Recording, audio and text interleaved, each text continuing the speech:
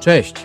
Dziś na warsztacie mam ekonomiczny zestaw dla biednego gracza. Jest to 6-letnia płyta główna Gigabyte. Do tego mam procesor i5 9. generacji. Nie posiada on zintegrowanej karty graficznej. Pamięć to zbieranina przypadkowych modułów. Razem 16 GB DDR4. Karta graficzna to mój stary RTX 2060. Dysk systemowy to stary Samsung ze złączem M2. Dysk na dane to SSD Patriot SATA. Rozpoczynam od instalacji systemu. Na początek wyłączam w BIOSie CSM, dzięki czemu można wystartować instalator w trybie UEFI. Sama instalacja przebiegła w sposób całkowicie bezproblemowy i już po niecałych 11 minutach pokazał się pulpit. Teraz instaluję brakujące aktualizacje, sterowniki, gry i benchmarki. Ceny pamięci RAM w 2026 roku znowu poszły w górę i coraz częściej pojawia się pytanie, czy naprawdę trzeba dziś przepłacać za większą ilość pamięci? Czy 16 GB to nadal rozsądne minimum? Czy może 8 GB wciąż daje radę, a 4 GB to już całkowity dramat? Zamiast zgadywać, sprawdzimy to w testach. Ten sam komputer, te same benchmarki, te same gry, zmieniamy tylko ilość RAM.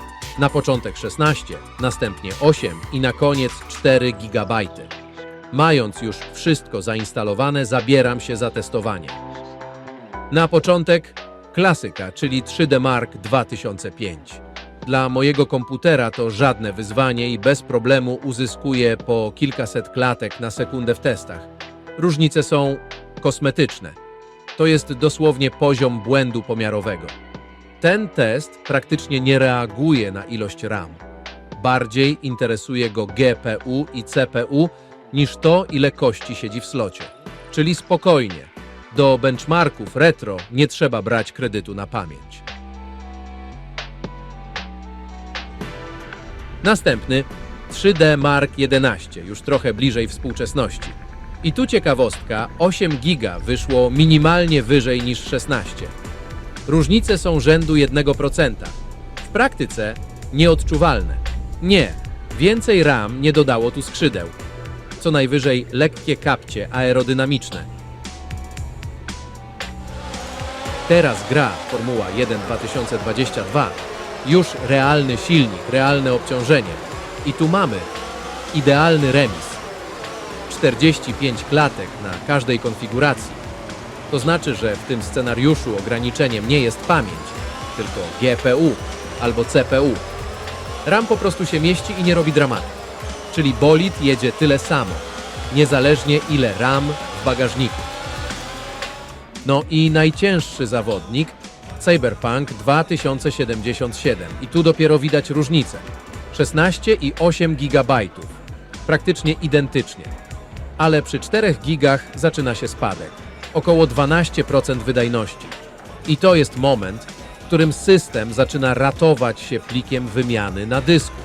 Czyli RAM się kończy. Wchodzi SSD i zaczyna się żonglerka danymi.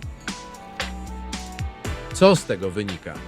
Jeśli gra i benchmark mieszczą się w 8 GB, różnice między 8 a 16 są minimalne, ale gdy zaczyna brakować pamięci przy 4 GB, wydajność spada wyraźnie, czyli więcej RAM nie zawsze daje więcej FPS, ale za mało RAM prawie zawsze zabiera płynność. Czas zebrać to wszystko w całość. Po testach benchmarków i gier widać jedną bardzo ważną rzecz. Ilość RAM ma znaczenie, ale nie zawsze tak duże, jak wielu osobom się wydaje.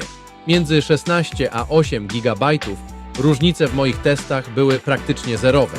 W benchmarkach syntetycznych kosmetyka. W grach identyczne albo niemal identyczne wyniki FPS. Czyli jeśli ktoś dziś zastanawia się, czy musi koniecznie dopłacać do większej ilości pamięci, odpowiedź brzmi, to zależy od zastosowania. Do wielu gier i testów 8 GB nadal potrafi dać radę, o ile system i gra mieszczą się w tym limicie, ale zejście do 4 GB pokazuje już wyraźną granicę komfortu. Pojawiają się spadki wydajności, system zaczyna korzystać z dysku jako pamięci zastępczej i wtedy nawet szybki SSD nie uratuje płynności. Krótko mówiąc, 4 GB to już nie konfiguracja gamingowa, to tryb przetrwania.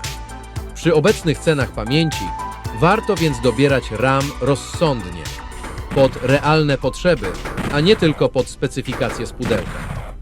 A teraz zrobimy test absolutnie kluczowy. Najważniejszy benchmark w historii komputerów. Sprawdzimy, czy pójdzie na tym Doom. Bo jak wiadomo, jeśli coś uruchamia Dooma, to znaczy, że sprzęt jest oficjalnie sprawny. Dzięki za oglądanie.